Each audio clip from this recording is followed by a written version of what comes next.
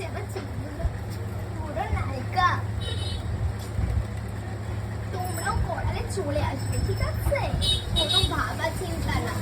Guys এত সুন্দর নায়িকা, এটা দুর্গাপুজো সবাই আমাদেরকে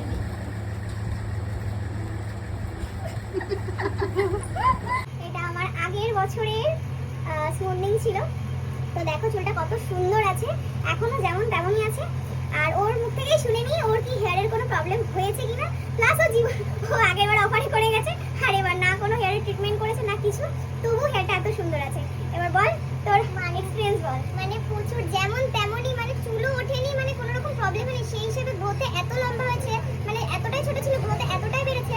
মানে আমার কোনো স্পাই করা লাগেনি, মেন কথা আমার যে হিসেবে চুল মানে যতটা তার থেকে দ্বিগুণ বেড়েছে। কোনো সমস্যা ছিল? কোনো সমস্যা হয়নি। তো আজকে আবার এসছে, তো নেক্সট লুক ওয়েট করো।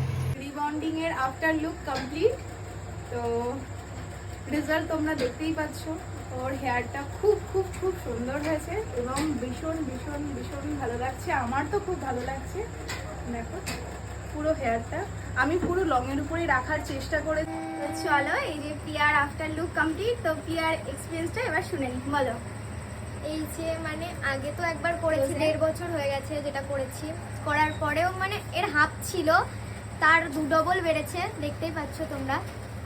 মানে কোনো রকম আমার ক্ষতিও হয়নি চুলের, কোনো কিছু যেমন তেমনই। এবছরও দিদির কাছে সেম সেম, মানে ভীষণ সুন্দর করেছে, এবারও কিছু বলার নেই। দিদি থ্যাংক ইউ, আমি খুব স্যাটিসফাইড, মানে পুরোপুরি দেখতেই পাচ্ছ। তোমরা দিদিকে চাইলে দিদিকে বুকিং করতে পারো। দিদি নিঃসন্দেহে দিদি খুব ভালো কাজ করে, কিছু বলার নেই। Thank you thank you thank you so much দিদি। Thank you. চলো আজকের জন্য থাকতে